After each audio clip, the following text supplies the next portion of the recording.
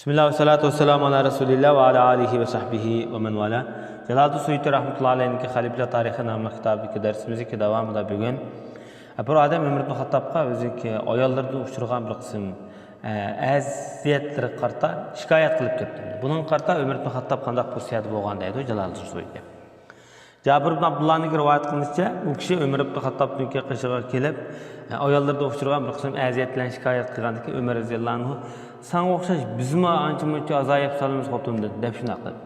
Dep bulab, men hatta ba'zida o'zimning ehtiyojimni qandirish uchun gap qilgan vaqtimda, "Palanning qizini qashig'ib berang, shu yerga qarab keling" deydigan mutaxassislar menda qo'pol deydigan gap turmi bor deydi. Yani bu kundalik asosidagi avvallarning deb turibdi bu yerda. Shuning bilan Abdullah ibn Mas'ud debdi-ki Ömer ibn Hattabga, "Yetmedimi sana? İbrahim aleyhissalatu vesselam Allah'a ayoli Sara'nın mijozini shikoyat qilgan vaqtida İbrahim aleyhissalomga deyildiki, u bir egri qo'g'idan yaratilgan. Uni shu qanday bo'lsa shu peti qo'llan. Key deydi, ayol kishi kiyim o'xshaydi. Yani shu peti muomala qil demoqchi. Madamiki uning dinida bir ayb nuqson ko'rmagan ahvol ostida uni shu peti ishlat deb shunaq degan deydi. İkrame ibn Halid'in rivayet kılınışça Abdullah ibn Ömer ibn Hattab'nınki bir oğlu kirip qışaga kirip bu balası nayetli çıraylık yasinip çıraylık kiyimlerini kiyip başlarını tarap çigendiki Ömer ibn Hattab qo'ldagi paloqlar urib yig'iltib qo'ygan ekan. Qizi hepsi so'rabdi de nemish urladi da degan ekan. O o'zidan bir xil mag'rurlik es tuyg'uda bo'layotdi. Deb miyatga bir kibrga yaqin psixologik holatni sezgandan keyin uyg'onligini degan vaqtida deb bo'lib, men uni azroq bir tuvan, bir kamtar holatda bo'lsin deb işte urib soldim, deb shundoq degan. Ya'ni bu oilasi bilan bo'lgan bir qism muomalat munosabatlar ham. Muammar Lays ibn Abi Sulaym bin Ömer ibn Hattab radhiyallohu anhu shundoq degan ekan. Hakam yoki Abul Hakam deb atamanglar. Alloh o'zi hakamdir. Bu yerda hakam, Abul Hakam degan ma'no bir hokim, ya'ni so'tchi degan mazmunda. Faqat so'tchilik Allohga xos. Yo'llarni sikki deb atamanglar degan. Chunki hamda sikki degan faqat jannatningki ko'chalariga, yo'llarga ishlatiladigan bir ayrim nom bo'lg'achqa, mushi darajada shu Alloh bilan bo'lgan munosabatda bitta diqqat qilib ahamiyat beradi deydi. İmam Bayhaqi rahmetullahi alayhi Shu'abul Imonda Zahhaqni rivoyat qilib Abu Bakr Siddiq shunaq deydi. Abu Bakr shunaq degan debdi.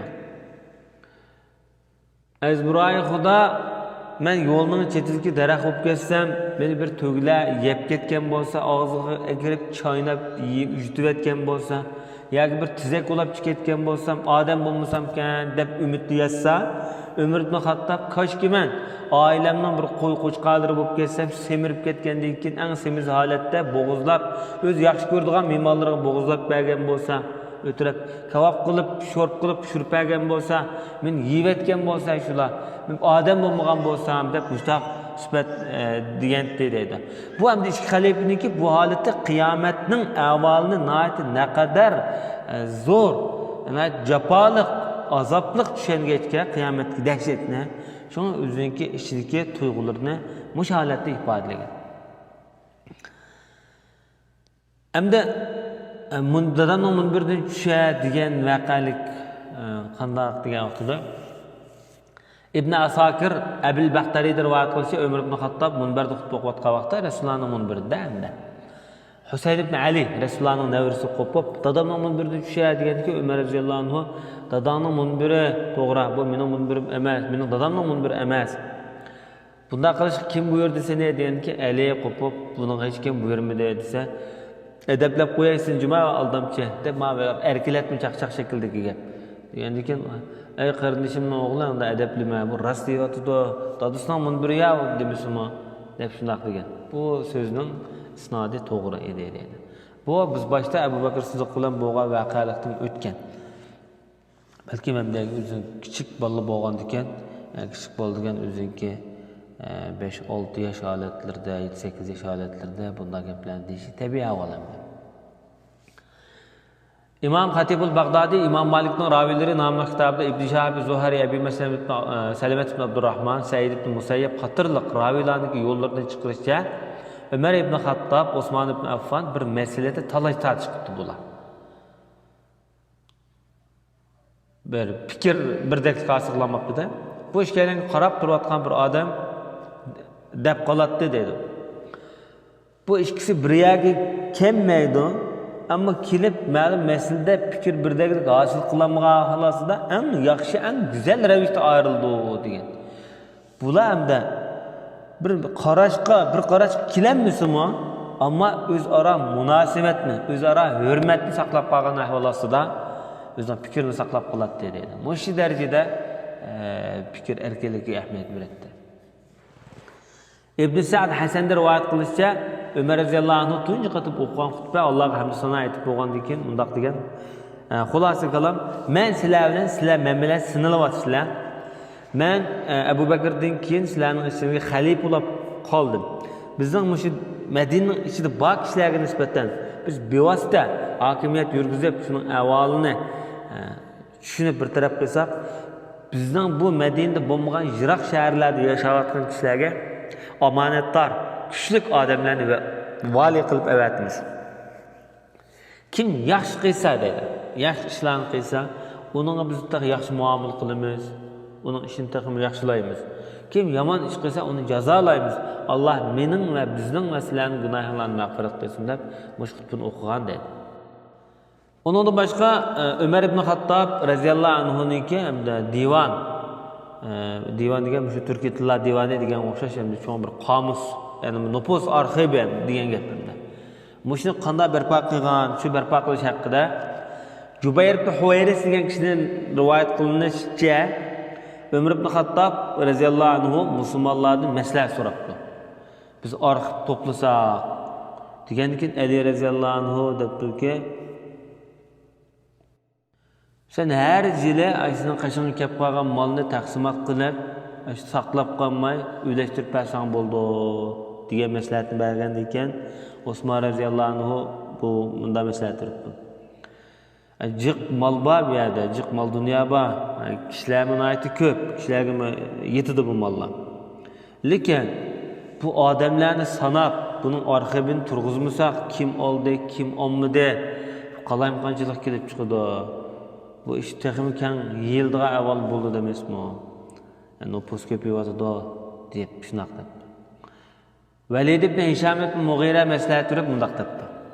Baqaranglar mavu islom nizomida hargiz bunda mustabidlik yo'q. Aslida mustabidlik yo'q. Cho'qim shu omonatdor, bilimdor va maslahat beradigan danishmanlardan, danishmanlardan maslahat so'rab, bir fikr birdaglik hosil qilgandan keyin ondan hukm ijro qildi. İslam'ın asli siyaseti meşhur.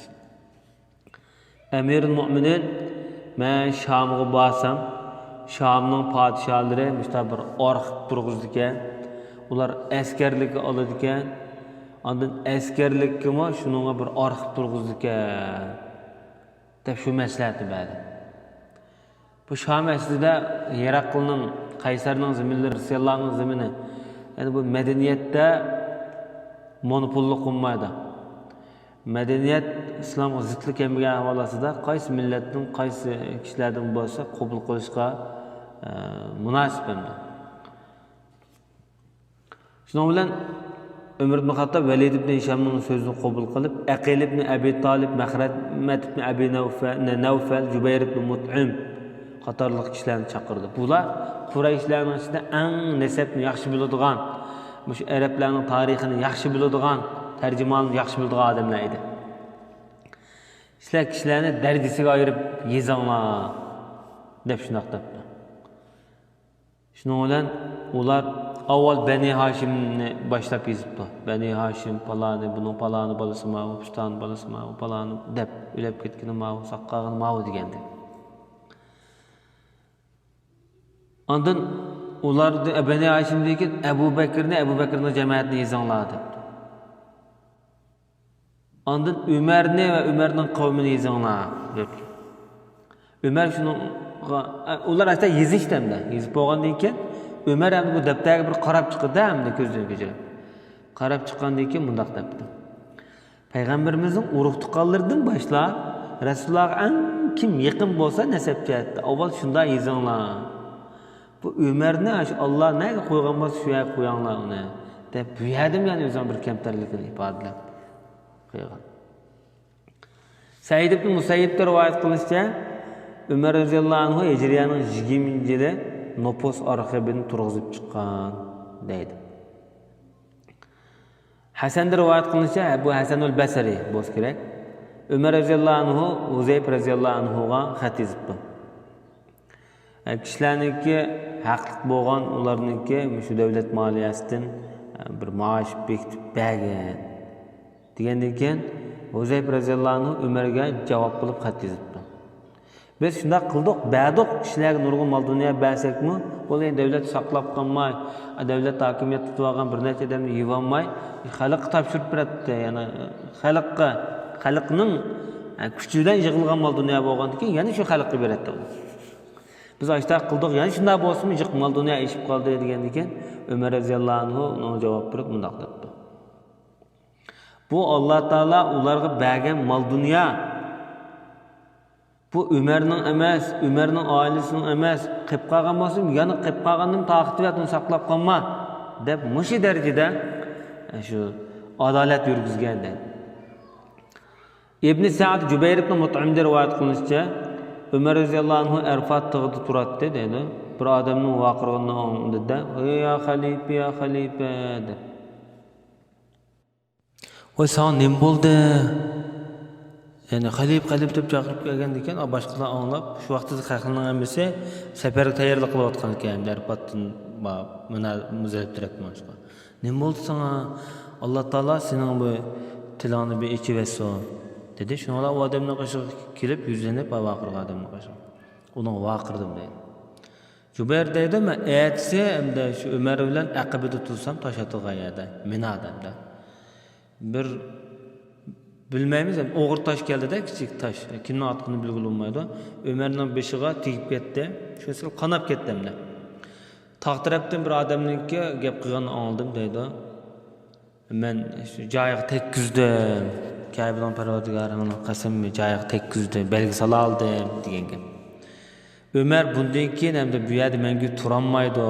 Yani o'lib ketdi bu kilar jilg'ichilik deb shu gap anglangan dedi. Jubayr dedi, endi tushungan bizga vaqirga odam shu shutdi deydi. Shu ovoz shutdi deydi.